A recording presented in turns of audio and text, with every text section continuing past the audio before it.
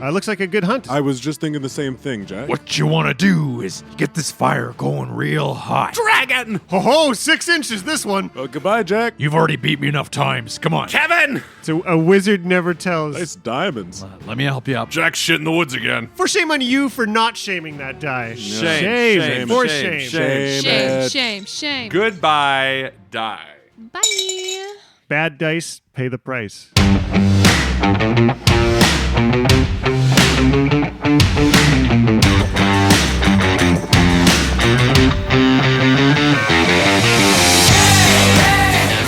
Welcome back to Dice Shame. This is episode 110, Back Against the Wall. MVP this week is Marie Boudreau from Twitter. Hey, Marie!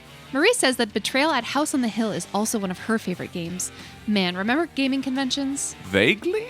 Maybe in 2022 we can sit down with some of our amazing MVPs and play together. Oh, let's hope so.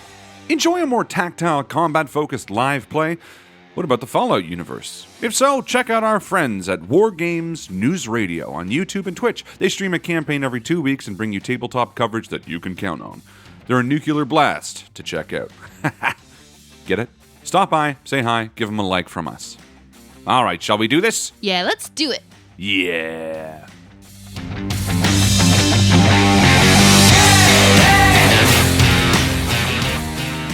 It's actually a beautiful day, considering you're so far north. The sunlight glitters off the snow crystals, and the air is so clean and crisp, it almost feels like you can breathe fresh, cold water. Red and Kraloth, you make your way out into the valley of Kedrun, a desolate place sheltered in between the mountains of the spine of the world. A pine forest carpets parts of the valley, and you make your way for its shade. You've been tasked by Cavan to find some animals that might feed the tribe of the Great Worm, and in exchange you may be permitted by the tribe's ancestors to ascend to the upper level of the cavern to search for the giant artifact you've come to find. A young man, yes, he's skinny, and he looks like he hasn't seen you yet. He's just watching this deer, fixated on it. He's slowly moving forward into the clearing with hunter's grace. Can I roll perception on him to try to get a read on what this boy's doing out here in the middle? Yeah, sure. That would be a 11. He's a human. He's probably about 15 years old. He's got bare arms. He's a druid. At least he's got a right to them. Let's wait and see what he does. Red goes to say something, and he's like, okay. But Red's kind of nervous. Both of you roll stealth checks, trying to stay hidden from this. That would be a natural 1. Whoa! Which is a 9. No! It's okay, I got a 5. Still not very good. Okay, sneaky boys. Let's wait and see what he does, Red. This boy slowly approaches the deer. He's got his hands kind of outstretched, almost as if he plans to, I don't know, grab it somehow. And then the deer raises its head and looks over at you, and the boy follows its glance, and both the creature and the human see both of you crouched there in the undergrowth, and they both take off. He catches sight of you, and his eyes widen in a panic, and he sprints away. Boy! I'm gonna cast Hold Person. Ooh. Oh, Hold flexing on boy. him. Hold boy. What does the boy have to roll? I sure hope he's not one of them folks that hates people who use magic. Well, we're gonna find out. Oh, yeah. It's true. We're committed at this point. Target must succeed on a wisdom saving throw or be paralyzed. Here he goes. Oh, Boy, God. boy wisdom. Just for a round. Okay, 19. Oh, he's good. Oh, wow. Boy runs off. I feel like maybe narratively, Kraloth, you stretch your hand out and Red sees it the way that you normally do it, but Red sort of does what you did, and he sort of holds a hand up in front of you. He's like, no, let him go. Yeah, that's fine. That's It's great. kind of cool, right? And then you just be like, just let him go. We can track him. But he's hungry. Maybe, but look, if he's out here on his own, remember what they said back there? Red gets a serious look as he stares Kraloth in the eyes. They said one of their own murdered someone and ran out. It very well could be that boy. He's just a boy, Red. Yeah. He's old enough to kill. He's just a boy. Let's get some more rabbit jerky on the way home. I love it. I hope he'll be all right. Yeah, let's get another deer and then we'll head back. Cool. You know what? You should just redo that one line, Justin, and say it twice. He's just a boy. He's just a boy. He's just a boy. Can we do an overacted segment? Yeah, that's do it. He may just be a boy, Kraloth, but you must understand he's taken a life, which makes him a man.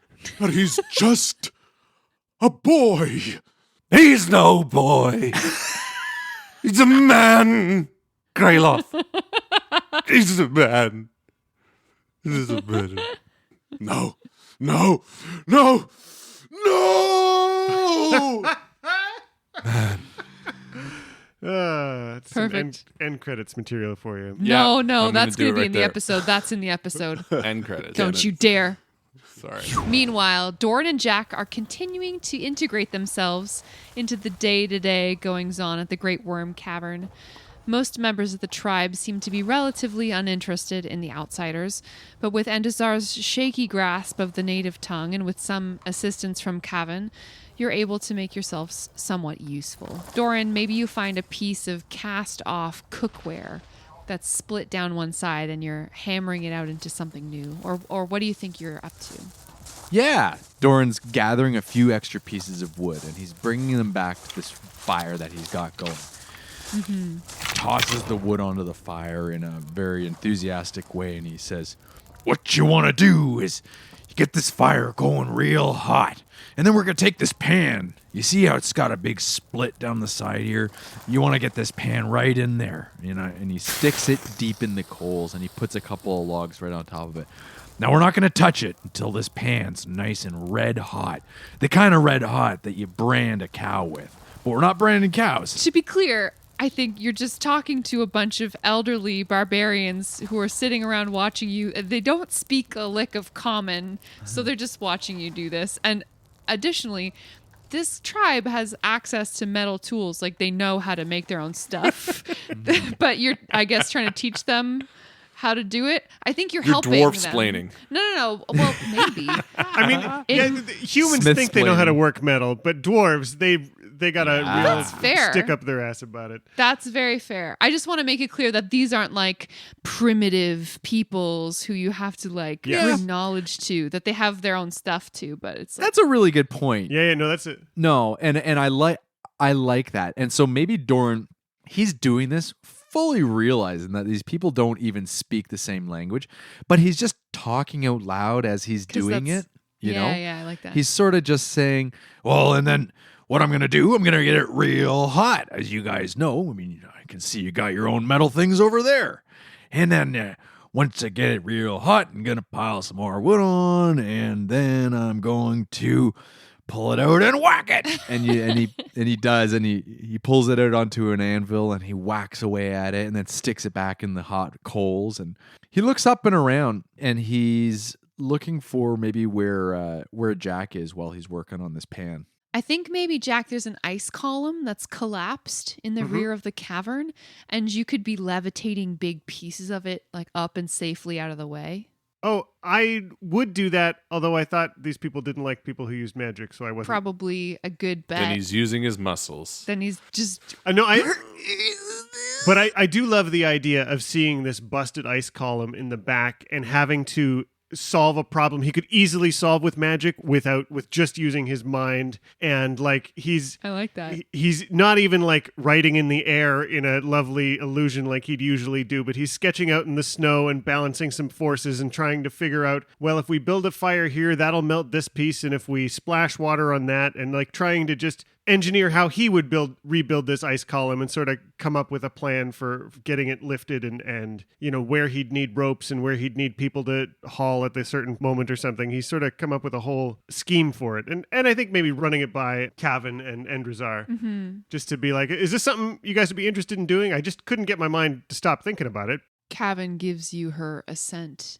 Yes, that is good. Excellent. So when everybody's ready, and he's got Kieran kind of helping get all the ropes laid out where they need to be, so that Jack's just got to go and tie the knots or wrap them around the thing or or try and get them, around whichever beam he's going to use to lever something out, and interrupts Doran halfway through to be like, oh, you're almost, as soon as you're done, Doran, I could use your muscles. Yeah, and that's a great segue, actually, because Doran's now taken this whole thing to the next level. There's smithing, and then there's dwarven smithing. And now maybe he's started to actually impress some of these barbarians. He's taken some of their weapons, and even like barbarians are coming up and handing him a weapon that needed mending. Sure. There's this great harmony. A lot of the more able-bodied kind of adult age barbarians don't seem to be part of this community right now. So there's like family units, there are some older people, there are some children. And so you might imagine that the typical warrior types who might be taking care of the weapons or know how to manage these resources are not here. They're absent. So that's definitely a service that's well appreciated. And when Kieran is not helping Jack move this collapsed ice column, they're having the time of their life. You hear like happy barks echoing around in the cavern as they're playing with the kids. And Jack, as you bring the final chunk of ice to the mouth of this cave, you see Red and Kraloth silhouetted by the sun carrying a deer from their hunt. And maybe Red's got some rabbits. Oh, yeah. Red has 3 hairs by the ears that he's like skinning as he walks. 2 of their pelts are like pulled down. And then as he walks up, he sees some kids scattered by. And he like hides them behind his back before he sees them sit down and start skinning like their own rabbit that they had pulled off the back of Red's pack. He's like, oh, fair enough. And he like, these are kids who are ready to help and who have grown up in this world. Yeah, I think Jack rests his back against the ice for a minute, having done more labor than he usually does in a day. So I think he's sweating a little bit. Looks like a good hunt. Yeah, we found a deer and hey, go get Doran because we found something else too. Sure. But there's deer here. I think I'll just send a mental command to Kieran to like go tug on Doran's boot and come this way. Doran. I don't want to play dragon chess right now, Kieran. You've already beat me enough times. Come on. It's not funny anymore. I just yell, it's not about chess. Kieran is persistent. Oh, all right. Excuse me. And he excuses himself from the group of people and saunters over to, I shouldn't say saunters, he Saunter.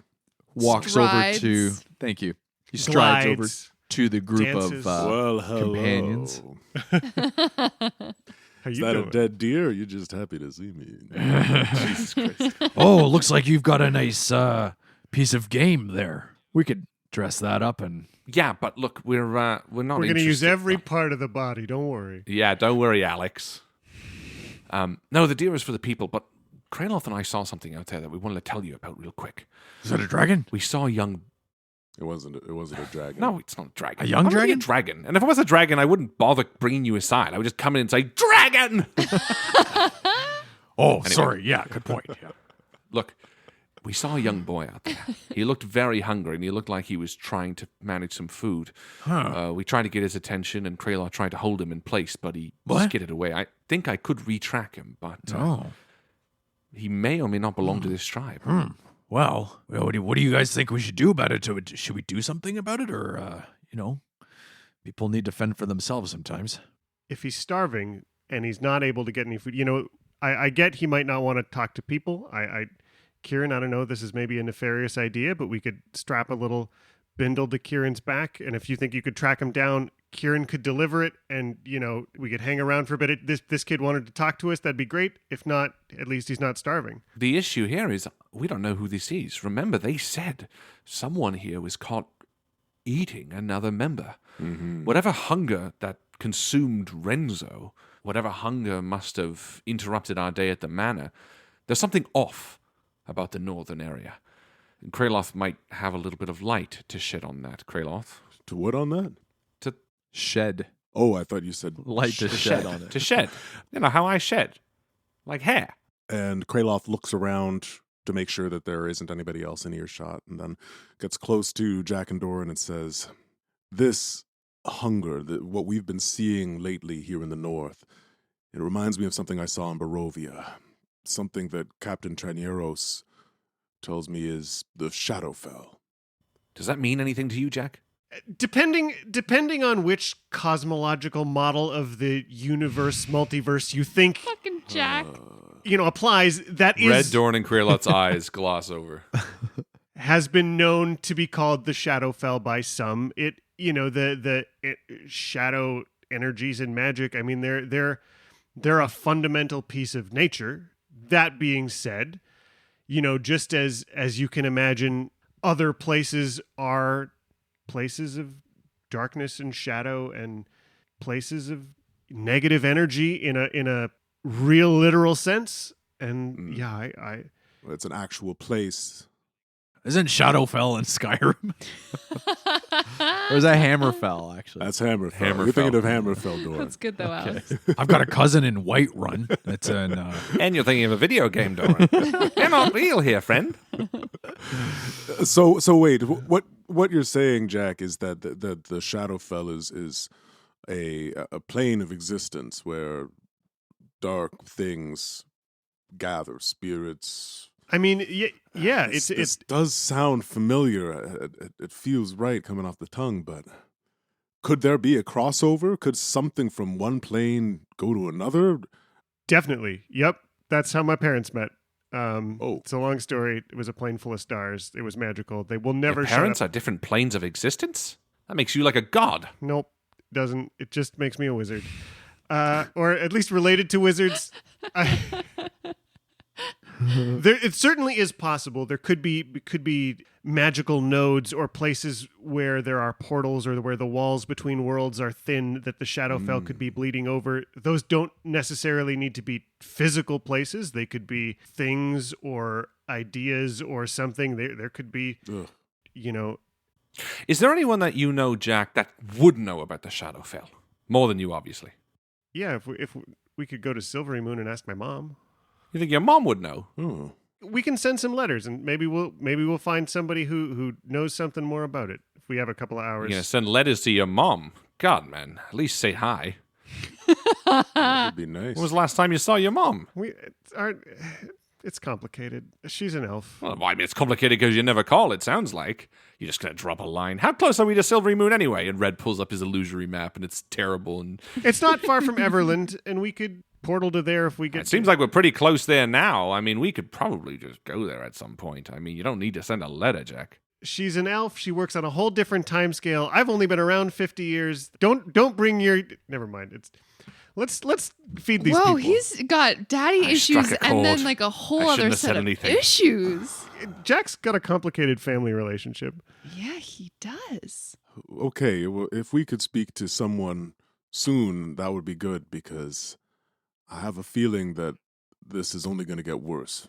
Maybe after some of these sites, we do a drop in at Silvery Moon. I mean, a letter's fine, but, I might have some questions too. And who knows? Doran over there might. Doran's just picking his nose hairs, flicking them onto the ground. They get so long Every single one. Nothing compared to my nipple hairs. every day. Oh, 6 inches, this one. This is going in the book. But fair enough. Yeah, let's get these people fed. They have been starving. And in regards to the boy, I mean, yeah, maybe we should say something to the elder at least, or Kevin. Oh, what are we going to say? That we saw him. Of course, I care about people, and I want to make sure that people are taken care of. But it's a huge risk to put our necks on the line for some boy that you saw out in the wilderness. I mean, what we're doing is so important. We can't risk going out on some random side quest here, whatever you want to call it. People who play D&D hate side quests. What the hell is I a think side quest? traditionally. Well, you know what I'm saying is like a side from the main All I'm saying is we tell them that we saw him. That's all. Yeah. point. Yeah, I agree with you that we tell them and move on, because unless they've got some compelling argument for us to go. Doran has a good point. Doran has to poo. Renzo was a tax collector, and he'd gone pretty far down the way, but he was still cursed. If this is a curse, if this is an affliction, if this isn't a thing the boy is choosing, but a thing he's being forced to do, and he's going to grow in hunger, and that's going to manifest itself in claws and teeth and a need to devour people. And if we could do something to save this boy, you can't tell me, he should be condemned too. Yeah. Especially if he's nearby. Like maybe there's nothing we can do, and all we've got to do is think of the many over the few and do something about the boy. But if that something could be saving him, I'd like to do that. Well, I agree with Jack. I think that we should do something. We've seen him, we know he's there, and if he is going around and hunting and devouring people, he still poses a risk to these people, even though he's been cast out. Yeah, I'm sorry, but I agree with Jack as well. Wait, hold on. Who's on the other side of this argument? well, I know I am. We don't want to save the boy. Well, that's what I was saying. Yeah. Weren't you listening to me? Not really, honestly. Your nose hair picking really is distracting. Can I just give you a tissue? Put it this way. We can make it sort of a game, looking for this hunger, make it a Hunger Games, Sorry. Oh, you're really on the pop culture tonight. Skyrim and all that stuff. I suppose you're right. The first step of this is to tell somebody. That's the most important thing, because we don't know what the history was. He could have slaughtered 10 infants, in which case he might be beyond saving. Maybe we should ask Edrazar. I was just thinking the same thing, Jack. Oh, the wizard. Well, he's kind of an outsider. He might not feel as strongly one way or the other, depending on he might have had an outside perspective to see, it's not going to be his kid or, the person that killed his brother or something, right? Like maybe there's just a sense if we could see what we think the temperature might be. Is that the boy that we're talking about, or is that a whole different lost boy? I guess. I don't know. It feels a bit weird. We need someone with an ethnographic perspective. I was about to say, he's like kind of the outsider. This is a tribe problem. We're like bringing the outsider. Like we go to the one other white dude in camp and be like, what do you think about this problem? We're the white saviors here, and we just want to know what you think. Jane Goodall is a chimp. I'm sorry. Sometimes I do think wizards think higher of themselves than other people. I say it with humor, but genuinely, I do think this is a boy that came from this tribe. I do think we should at least help them. If we want to then escalate it to him as well, I think that's a great idea. But I do think it's important. You're the one who had this encounter. I think whoever you want to tell about it, I'm behind you. Let's do it. Kevin! It's Kevin, but Whatever. she comes over. Kevin, we listen, dude. We saw someone in the woods. Kevin's a lady, right? Yeah, I can call dude. That's fine. I just want to make way sure to say it. Hey, dude. Kevin, we saw someone in the woods. It was a young boy, maybe 15. He was starving, trying to hunt a deer, and we startled him and he ran off. Do you know who that might have been? Her face grows grave and she nods once at you, and then she turns and walks over to some other tribe members. She starts to speak to them in her language. An argument seems to break out. Someone speaks fiercely, and another one places a calming hand on their chest, This was a good idea. talking in a measured voice. I'm sure they're all the most level-headed, also being starving. Wait, And Dazar is watching it all kind of from your perspective as well, like off to the side. He's nodding here and there in recognition of a few phrases, looking kind of delighted at the fact that all of this is happening. After a few minutes of this, Kevin turns back to you. You have seen Ulvard. This is a man who was left from the tribe for violence. Some of us want to see him come back to the cavern. Some think he is forgiven. Some need justice for the life he took. Please go back to the woods where you found him and bring him back. Do this before we eat. Of course, yeah. I mean, that's the least we can do, Red says, sort of looking to his companions. This buck we shot, and please feel free to begin treating it. Obviously, you people are starving. Don't wait for us, but we can definitely get him, right? Right? Red sort of says with a shrug to Doran. Yeah, with all the snow out there, we'll be able to track him down, no problem. And I mean, I can, find humanoids within 5 miles as well. But, snow tracks will help us. Jack, you hear a voice in your head. It is gravelly and strange. Go and kill the boy, but do not bring him here. tribe cannot sustain a monster. It is the will of the ancestors. No one else here, is it? Just Jack. Oh, Jack. Freaky. Is he beyond saving? Can nothing be done? Kill the boy. Who you talking to? Who you I'm talking just to? thinking. I'm just thinking really loud. He's Jack's just thinking got a right No, real. I wish you were saying out loud. That'd be really funny. Pulling a Doran on us.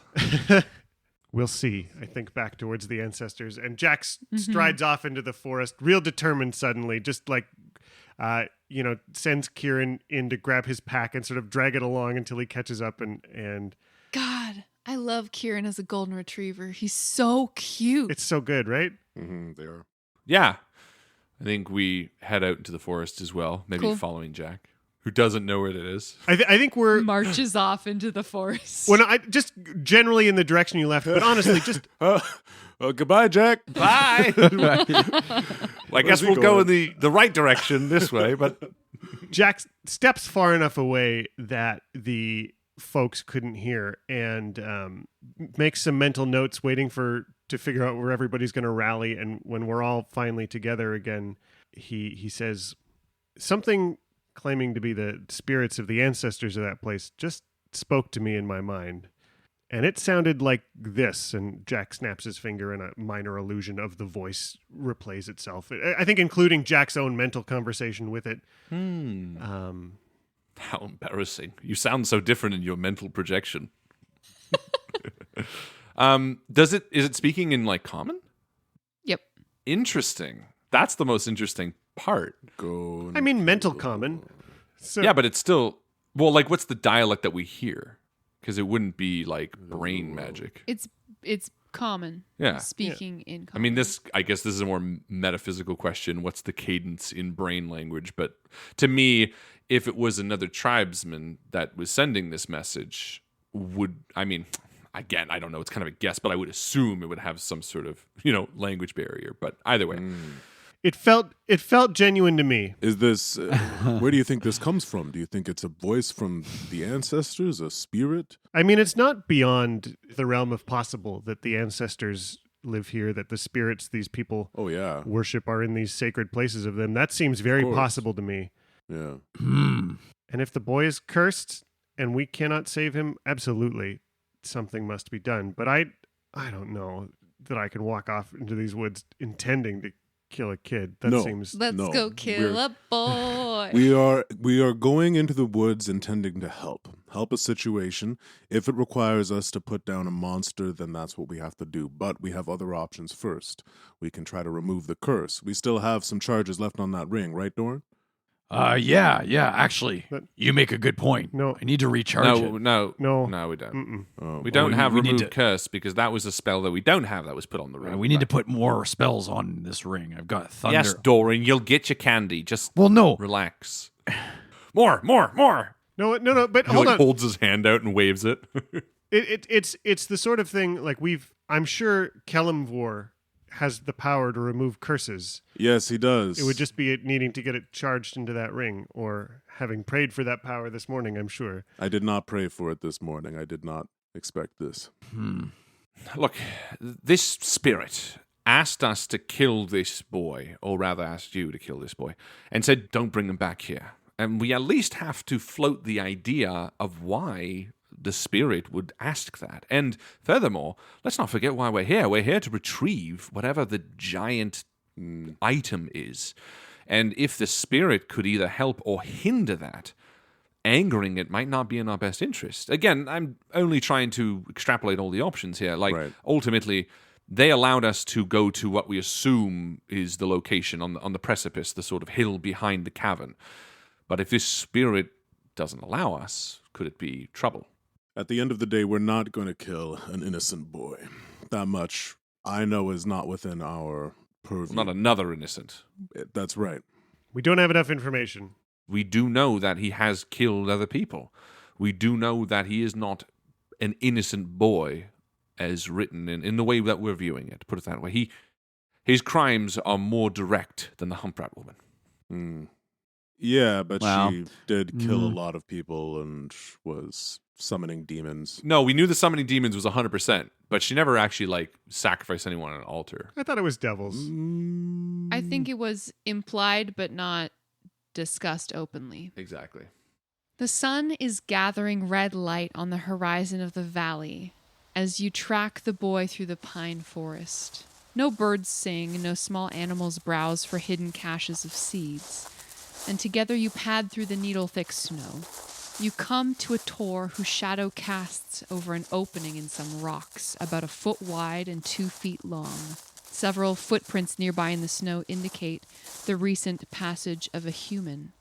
From within the craggy opening in the rocks, you hear snuffling in the darkness, like crying. And Red holds up a hand, gesturing for everyone to sort of move stealthily, and he'll cast Pass Without Trace. Yeah, high five. No, Kraloth!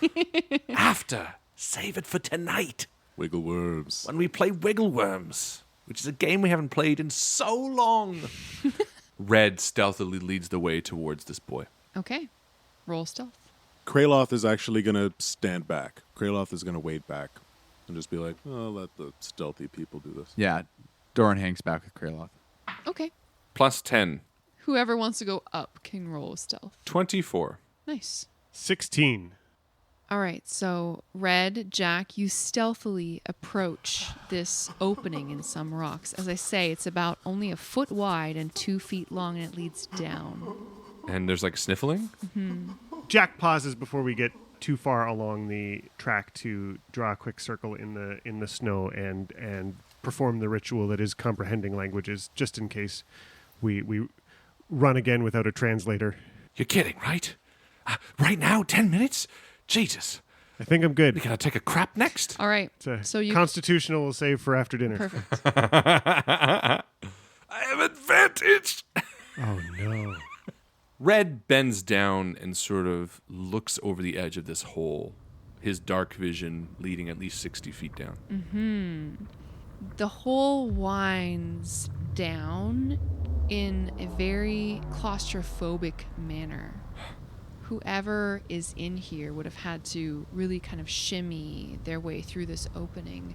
And sort of 15 feet down, the tunnel takes a turn, and you can see there's a little cave inside. Damn, it's a bit of a tight one, but I guess alley-oop. Red starts shimmying down the little tunnel head first. Ooh, that's scary. The tight spaces?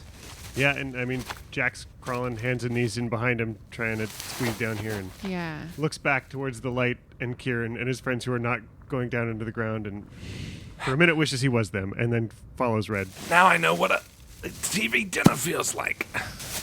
It's from Die Hard. Did he say something about TV? What the hell's a TV? I love just this random episode. 105 episodes in, and all of a sudden we've just completely done away with Losing this it. pop culture reference. Consistent universe. Huddled in the corner, Madonna. Oh, God. Timely as well, right, guys? Nice Yes. diamonds. I mean, all of our references were very dated. Skyrim, We're old. Die Hard. Skyrim's almost 10 years old. What? Anyways, that's another It's intro. almost half of 20 years ago. A teen is sitting in the darkness of this rocky crevasse. Red, you recognize him from earlier. His back is pressed as far back against the jagged wall as it goes. He's looking at the two of you as you enter into this cave with fear in his eyes. Yeah, Red sort of crawls out of the tight tunnel and backs against a wall. I picture like the earthen ceiling and the walls, you know, almost trench-like, in the way that we're underground now in the dark. Mud and dirt sort of scuffing all over our clothes. And Red sort of backs up and looks around. He's like, it's kind of cozy in here, friend. Have you been hiding out here during the storms above? He just shakes his head at you. He doesn't understand common. And Red sort of looks towards Jack. Hopefully, while you were taking that shit, you got comprehend languages. How are you drawing a circle in the snow? So a wizard never tells. Long, thin one. Spaghetti maker. Oh, no. Mage hand. Mage hand. Just smash cut to Doran walking off the path to take a piss, and he's like, "Oh, Jack's shit in the woods again." just looking down at this. It makes a great target. You make do with the spell components you have. You don't always get the spell components you want. Make doo-doo. Just eat them. Yeah, I think Jack sits down, like butt on the ground, tries to relax as far away from this kid in the cave as he can, and says, Red, do you pull a ration out of your bag and toss it over to him? Sure. And Red reaches over to Jack's bag and grabs a ration and throws it over to him. Sorry, out of your bag. Sure, I'll take one of yours, dick. No, I reach in. Yeah, Red reaches in the bag of holding and pulls out some rabbit jerky and offers it to the boy. Yeah, he tentatively reaches out, sort of scuttles across the floor, trying to stay as far away from you as possible, like an animal, not trusting you, and then picks it up and scampers back to his side of the cavern and starts eating it greedily. I sort of make a motion at my ears, trying to like convey that I could understand you, just that I can't. And in this native language that Jack can now understand, he says, I'm overed. He's over it. Okay. Best friend Red, Jack. Red waves. He waves back. Ah. A little tentative. What did he say? He said his name's Overt. That's the guy we're looking for. Yep. I give a thumbs up. He says, Kevin's son. Oh, shit. Oh, well, I guess I didn't hear that, so never mind. He's Kevin's son. Oh, shit. Yeah. Nice. That must be why she wanted him back. I guess we can't communicate with him, can we? It's a tricky one, that's for sure. Maybe we'll just motion for him to follow us outside and see what happens. For the ambush. He finishes the last of the food. I mean, outside's not going to be much better. And not to say I'm disagreeing with you, but we must... You guys have illusions. That's right.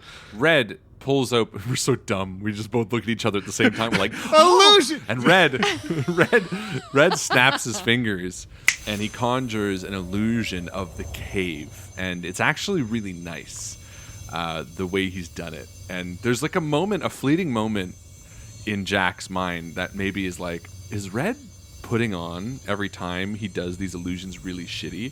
Because there's nothing wrong with the scale. It's actually perfect. And he snaps his fingers and it sort of rotates softly like a hologram from Star Wars. At worst, Jack would assume, maybe he read that book about how to do illusions good. Way to go, Red. And Red says, Superman does good. I do illusions well. Learn your grammar, son. and he rotates this image. That's another reference. So you're just showing a really great picture of the cave? To start, I'm showing the people like pouring out of the caves angrily, and the figures are all sort of faceless. They're sort of just the shapes of them, you know, and they're all angry at one person. And as the person runs out of the cave, this small diagram, there's like bloody footprints that he's tracking as he runs out, and it's sort of meant to signify that he's the one that was cast out. It's sort of a really odd, almost puppet-like depiction of what we believe had transpired.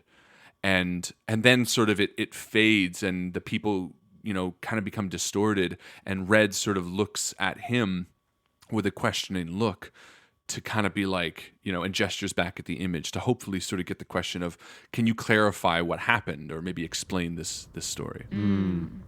He says, no, that's not it. Is that supposed to be me? That's not what happened. Jack opens his hand now, and in it is the boy in the cave before anything Red had just shown, like that moment before that scene Red showed. And as the kid said, that's not what happened, Jack's trying to get him to say, well, tell us what did happen. He says, Bonem told me Chief Warmblood would kill my mother when he returned. He said he would tell the chief we had disrespected Elrem, and that's why we'd been starving. Warmblood likes Bonem. I knew he would. I fought him. I didn't mean to kill him, but I did. He killed the chief? He killed this other guy, Bonem. We killed the chief. No, this is where I was confused for a minute. Yeah. But he did not kill the deputy. And Red at the name Worm. Well, again, I'm waiting for you to. Yeah, no, describe all I think so as this kid is talking, I'm both showing the picture of what he's describing so that that he knows I understand him, and at the same time sort of repeating the words so that Red can hear them as like translating for Red at the same time. So it's sort of cool. A shared communication. Wormblood, that's... And Red sort of gives a knowing look to Jack. This is the dude that we iced at the intro. And stole his shit. Doran's carrying his wand of secrets right now. I think I've got a brooch of his in my... You do. You know what? Maybe I will fish out of my bag the brooch and toss it across to this kid. He catches it and then throws it in the air, kind of in delight, and holds it up to the shaft of light that's coming through this crack in the ceiling that you scampered down through. And he gives you a toothy smile. He says, yes. Can I roll insight on that reaction? Sure. Is it like, natural 1? Oh, That's the shit. second natural 1 I've rolled. You should shame a die. When was the last time you shamed a die, Harlan? Yeah, that's the a last time force you shame. you know what? shamed a Shame, die? for shame on doing you it. for It's not all shaming shame. that guy. Shame. For shame. Shame. it. Goodbye, die. Bye. Bad dice, pay the price. You hear a voice from the entrance to the cavern. Are you guys still alive? We're good. Should Doran and I come down? No, it's pretty crowded down here as it is. Don't worry, we're going to come up in a few seconds. He seems more or less innocent, I think. Okay, sun's getting low. Yeah. And Red sort of looks curiously back at the depiction, and to Jack, he's like, "Well, what element of this did he eat them?" That was the impression we got, wasn't it? So Jack's going to conjure this picture of people talking, like people of the village telling stories, and in like this kind of cloud bubble of their story, there'll be an even more cartoonish illusion of like a werewolf boy eating people and running off into the woods to try and communicate like, this is what people are saying about you. He shakes his head. No, that's not it. Jack will then show a version of this boy with a word bubble in front of him as if he could tell the story from his own perspective, and we're eagerly waiting to hear it. He throws the brooch back at you and he says, I told you what happened. I had to leave. I thought Wormblood would come back and kill me. Well, that's not going to happen. Jack tries one more time. He sees himself, or maybe it shows all four of us standing in front of this cavern and an illusion of like the voice of the spirits angry about this, just trying to kind of question, have the spirits ever talked to you, or is that a normal thing? Are they... I don't think he really understands. It's a pretty complicated your depiction. It's kind of abstract. Yep. So he just shrugs and he says, what will we do? Red nods and sort of looks towards Jack, and without changing his expression or anything, and sort of with a bit of a smile, Red says, I don't trust this kid, and I think something is wrong with him. I think something is foul here. Something feels rotten. And Red sort of nods back to the boy and sort of holds up a finger to be like, okay, 1 second. And he's like, let's talk to the others. And Red starts crawling back up. Yeah, I mean, Jack turns to follow Red and goes and climbs out of the hole. Jack, as you turn to follow Red out of the hole, this boy leaps at you. I fucking knew it. I was like, something's off. This kid leaps at you. His face utterly changed, like the dawn of some new emotion pushed beyond its logical endpoint, startling and wild. His lips bared to show fangs, and he grabs you, Jack. The two of you tumble to the floor, and he grapples you in this tight space as Red is halfway through this opening, caught in the crevice. He's incredibly strong, and he tries to bash your head against the wall. Jack, what do you do? Jack's been grabbed by this kid and thrown up against the wall with a strength that he doesn't possess. Jack is going to turn invisible. I love that. Goody. I love that so much. Yeah.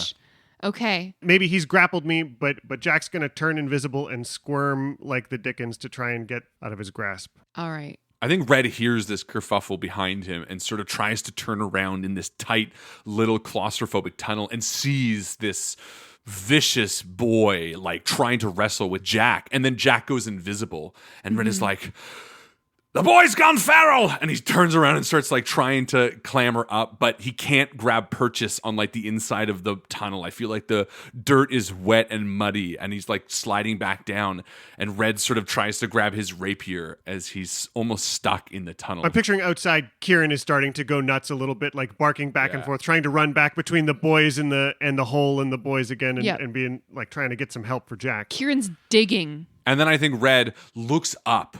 After gaining a little bit of purchase, he looks up to the hole, locks eyes with Kraloth, and says, Jack is down there. We need to help him. And Red slides back down to try to help. Kraloth looks at Doran and looks at that gap, and there's no way that Kraloth is going to get into that gap.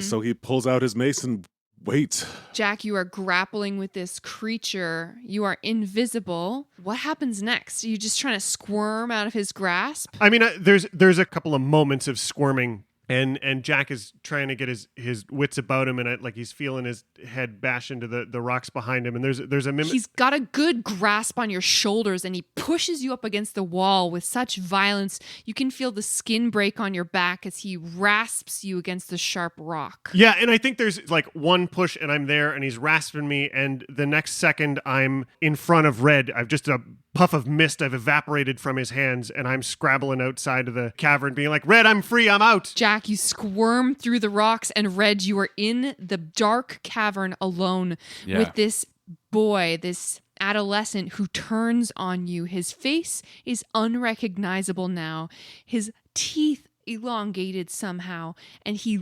launches himself at you. Yeah, but Red matches it beat for beat. There's a moment where Red has become feral. It's rare. It's usually at night or when he's being deceived. But Red in the darkness, without any of his friends around, leaps at him as well. And the two... You go rolling end over end, the two of you.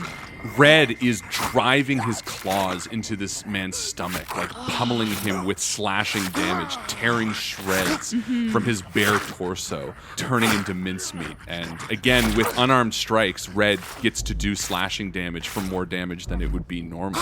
He gets one good bite in on your shoulder, your neck somewhere, before you subdue him with your claws. And I think Red holds him down, his claws piercing into his shoulder as he bites ravenously at the air, and Red draws a dagger and rams it into his skull right between his eyes and twists the dagger as a cracking of bone beneath his paws sort of rattle, and the dripping of blood sort of spreads across the ground in the Underdark.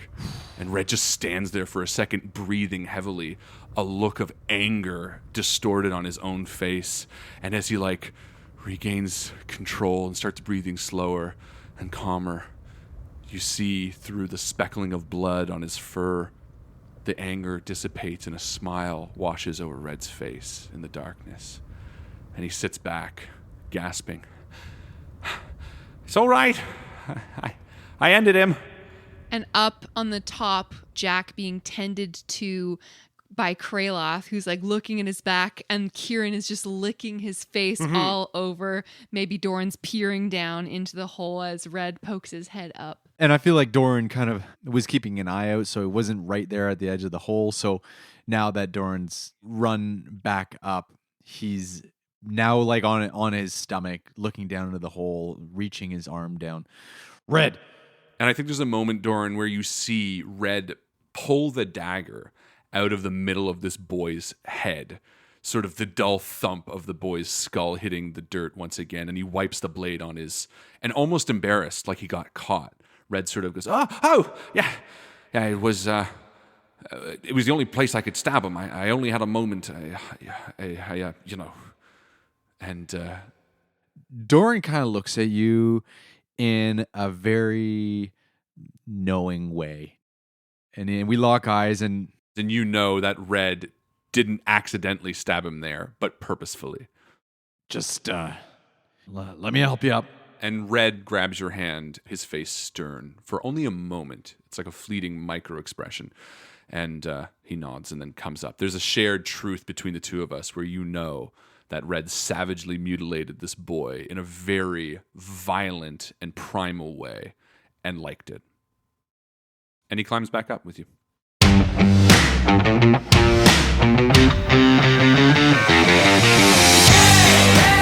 Thank you once again to our wonderful Patreon supporters, Christopher Ryan Evans, Merlin, Mitchell Cadwell, Ashley and JB, Michael and Brianna Weber, Colin Burkhardt, Daniel, Doug, Jessica Orrit, Jonah Goldman, and Mari Koneski.